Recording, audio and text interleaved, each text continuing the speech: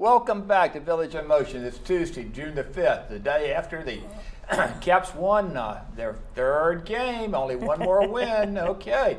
And this segment of the show, we have Pastoral Ministries with us. And we have Lois Kraft, who is the director of Pastoral Ministries.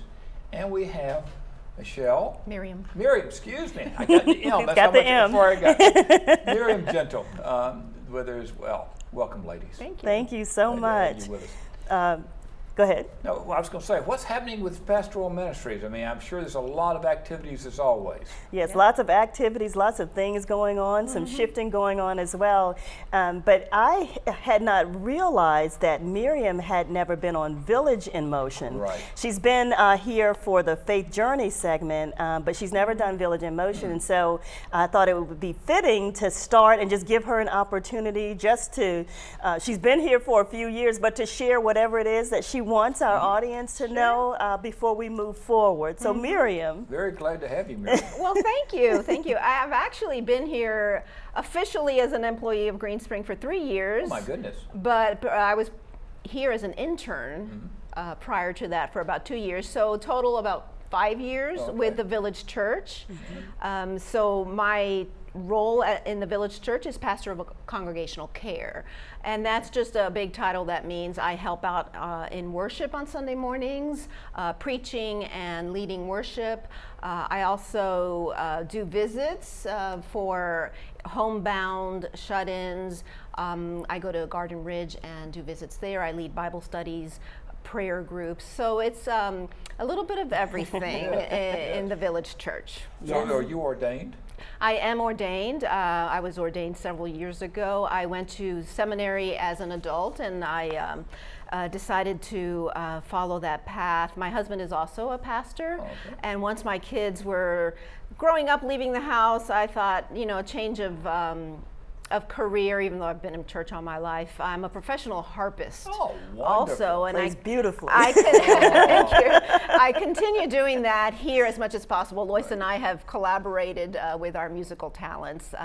So I am ordained, and I am happy to serve here at Green Spring, and specifically in the Village Church, but for everybody. Wonderful. Wonderful. And she's a great addition. You know, there are the ministerial duties, but also in addition to being a harpist, Miriam is very creative, and for me that has been wonderful because when you have such a great mixture of all these different gifts and talents and skill sets on staff, you know, you're able to diversify in terms of what you're able to accomplish. So she's very creative. She has an eye for color, and so I appreciate that. And it even, you know, does things to enhance worship and other experiences. So we get to have a lot we We sure do. We have fun in the Pastoral Ministries suite. Oh, I We really do. It's a great place. Sometimes we say whatever happens in Pastoral Ministries Stays in Pastoral Ministries. Yes. But it's just a great group of people to work with, and I just want to highlight a couple of events that have already taken place, and I want to highlight them because I think of this not only the significance, but just what they have added, both from a staff perspective and for the residents. And so, 2 events that we had on yesterday. One was an interfaith panel session, an interfaith panel discussion that we had in the chapel. It was something that probably about a year ago I had a conversation with Rabbi Bruce Aft, who comes to this community quite often, about what kind of a panel we could offer to the community. So it was sponsored by Pastoral Ministries and the Interfaith Council, and the topic was, where do we go from here? And so we were considering, you know, so many things that are going on in our world, so many things that are going on, you know, in the United States. But from a faith perspective, to be able to come together, have a conversation, knowing that there are many, many differences of opinions and beliefs and preferences and things, but to have a meaningful discussion, and I think it was really good. We had panelists that were pretty diverse. We had people from faiths, including the Hindu faith. We had someone from the Jewish faith tradition. We had 2 panelists who were Christian.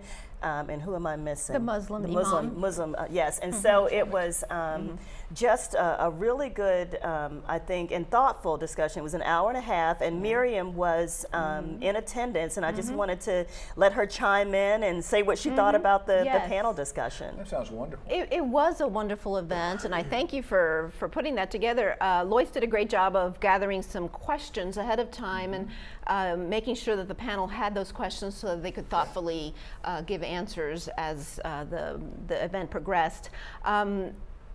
Topics that were touched upon were things such as, how do we respect other faiths and still be true to our own? Right.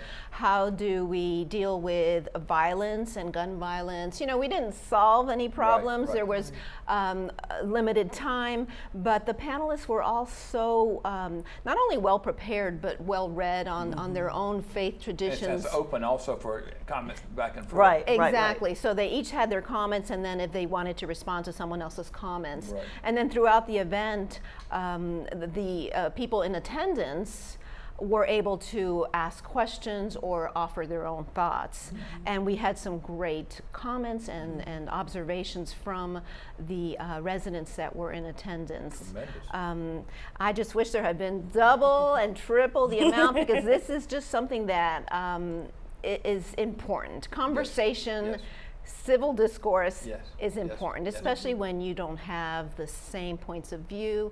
How can I talk to you, not to change your mind, but to get to know you better as a Right. person, Right. and find a connection. Right. And that's what's so nice about living here and having all the different faiths that we have, such diversity Absolutely. that we have. And I would hope there'd be more events like this. Yeah. Yeah, Yeah, we definitely. hope so. We would love to be able to do that. And I think, and not just, I was thinking about the session that we had yesterday, but also other interfaith or dialogues where I have been involved or have been able to observe. Sometimes there is a tension. Right. But I think those tensions are necessary.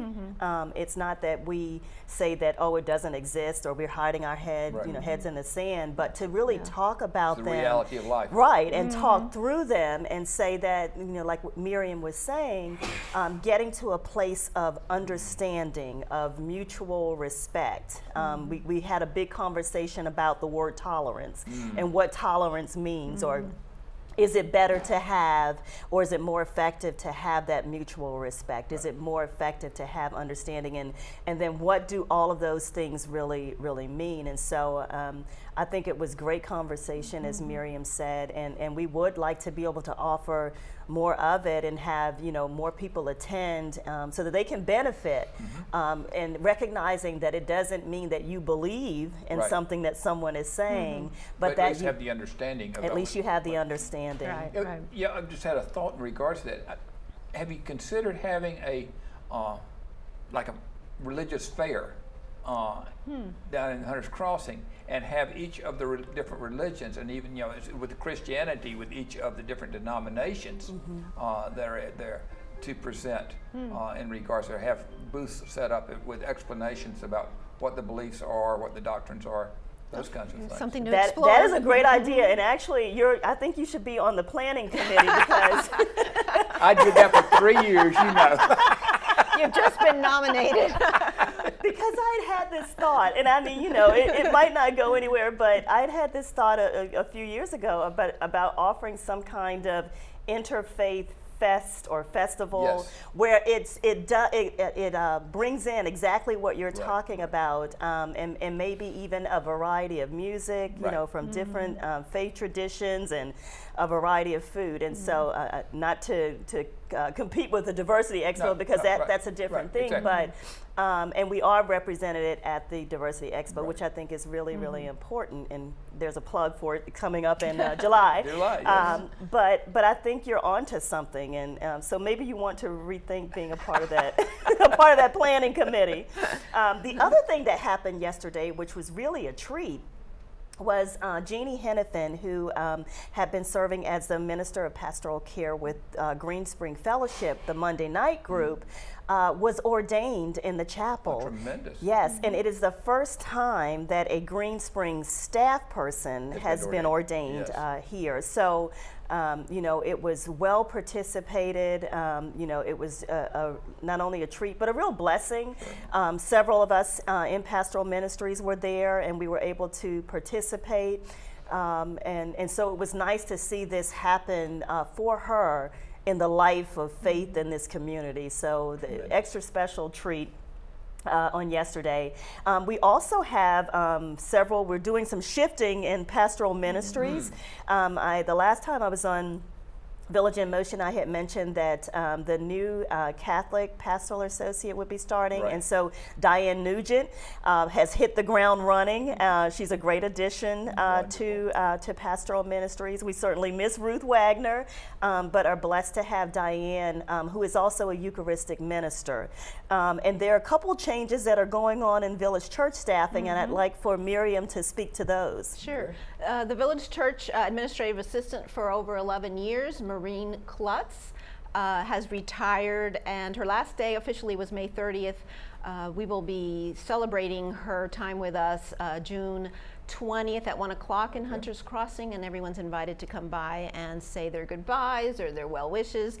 So she is retiring, but we have brought on board Rochelle Parenti, and she is a new wonderful addition to the Village Church, and she will be taking up administrative assistant duties and treasurer duties for the Village Church, which is the Sunday morning chapel Very nice. church.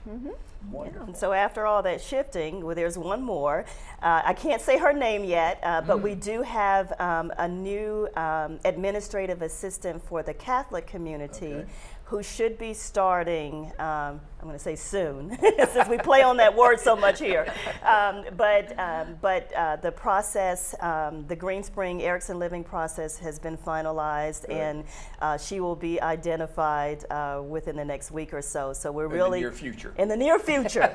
So we're Kind of really a glad. vague- We're really glad to see that will round us out, which is a great thing. But in the time that we have left, do we have We have time? 1 minute. 1 minute. Okay, so I'm going to skip over what I was going to talk about and just invite people this afternoon to the movie.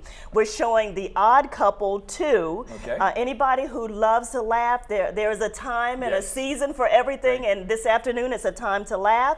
Join us at 1 o'clock in the Village Square Theater for The Odd Couple 2 and Sounds laugh great. with us. Sounds wonderful. Thank you both of you for joining us this morning, and hope more and more people attend Village Church and take the use advantage, quite honestly, of pastoral ministries. Thank you so much.